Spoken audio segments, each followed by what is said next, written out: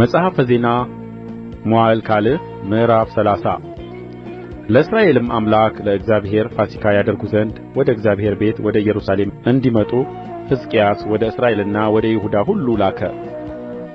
ደግሞም ወደ ኤፍሬምና ወደ ምናሴ ደብዳቤ ጻፈ። ካህናቱም በሚበቃ ቁጥር ስላልተቀደሱ ሕዝቡም ገና በኢየሩሳሌም ስላልተሰበሰቡ በጊዜው ያደርጉት ዘንድ አልቻሉምና ንጉሡና አለቆቹ የኢየሩሳሌምም ጉባኤ ሁሉ በሁለተኛው ወር ፋሲካውን ያደርጉ ዘንድ ተመካክረው ነበር። ነገሩም ለንጉሡና ለጉባኤው ሁሉ ዓይን መልካም ነበረ። እንደ ተጻፈም በብዙ ቁጥር አላደረጉም ነበርና የእስራኤልን አምላክ የእግዚአብሔርን ፋሲካ በኢየሩሳሌም ያደርጉ ዘንድ እንዲመጡ ከቤርሳቤህ ጀምሮ እስከ ዳን ድረስ ለእስራኤል ሁሉ አዋጅ እንዲነገር ወሰኑ። እንደ ንጉሡም ትእዛዝ መልእክተኞቹ እንዲህ የሚለውን የንጉሡንና የአለቆቹን ደብዳቤ ይዘው ወደ እስራኤልና ወደ ይሁዳ ሁሉ ሄዱ። የእስራኤል ልጆች ሆይ እግዚአብሔር ከአሦር ነገሥታት እጅ ወዳመለጠ ቅሬታችሁ እንዲመለስ ወደ አብርሃምና ወደ ይስሐቅ ወደ እስራኤልም አምላክ ተመለሱ። እናንተም እንደምታዩ የተፈቱ እስኪያደርጋቸው ድረስ የአባቶቻቸውን አምላክ እግዚአብሔርን እንደ በደሉ እንደ አባቶቻችሁና እንደ ወንድሞቻችሁ አትሁኑ። አባቶቻችሁም እንደ ነበሩ አንገተ ደንዳና አትሁኑ። እጃችሁንም ለእግዚአብሔር ስጡ። ለዘላለም ወደ ተቀደሰው ወደ መቅደሱ ግቡ። ጽኑ ቍጣውም ከእናንተ እንዲመለስ አምላካችሁን እግዚአብሔርን አምልኩ። አምላካችሁም እግዚአብሔር ቸር መሐሪ ነውና ወደ እርሱም ብትመለሱ ፊቱን ከእናንተ አያዞርምና ወደ እግዚአብሔር ብትመለሱ ወንድሞቻችሁና ልጆቻችሁ በማረኩአቸው ፊት ምሕረትን ያገኛሉ። ደግሞም ወደዚህች ምድር ይመለሳሉ።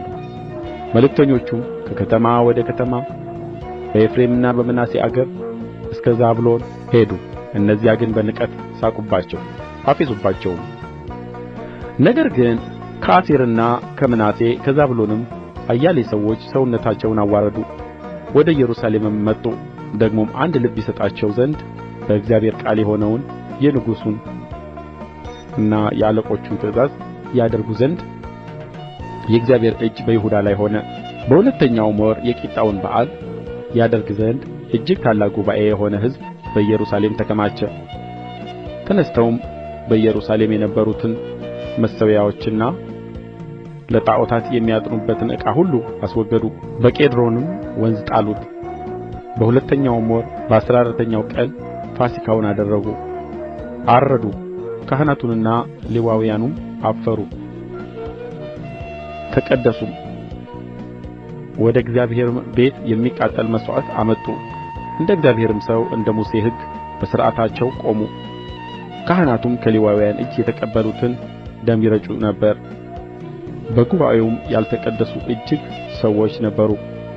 ስለዚህም ሌዋውያን ለእግዚአብሔር ይቀድሱአቸው ዘንድ ንጹሐን ላልሆኑ ሁሉ ፋሲካውን ያርዱላቸው ነበር። እንደ ትእዛዙም ሳይሆን ከኤፍሬምና ከምናሴ ከይሳኮርና ከዛብሎን ወገን እጅግ ሰዎች ሳይነጹ ፋሲካውን በሉ።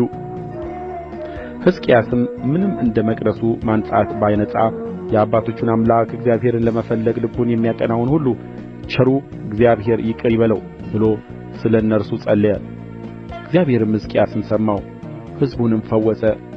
በኢየሩሳሌምም ተገኝተው የነበሩ የእስራኤል ልጆች የቂጣውን በዓል በታላቅ ደስታ 7 ቀን አደረጉ።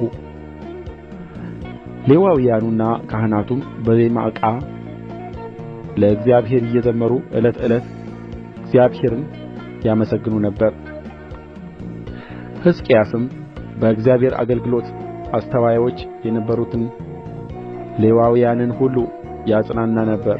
የደኅንነትንም መሥዋዕት እያቀረቡ የአባቶቻቸውንም አምላክ እያመሰገኑ 7 ቀን በዓል አደረጉ። የይሁዳም ንጉሥ ሕዝቅያስ ስለ ቁርባን 1000 ወይፈኖችና 7000 በጎች ለጉባኤው ሰጥቶ ነበርና አለቆቹም 1000 ወይፈኖችና 10000 በጎች ለጉባኤአቸው ሰጥተው ነበር።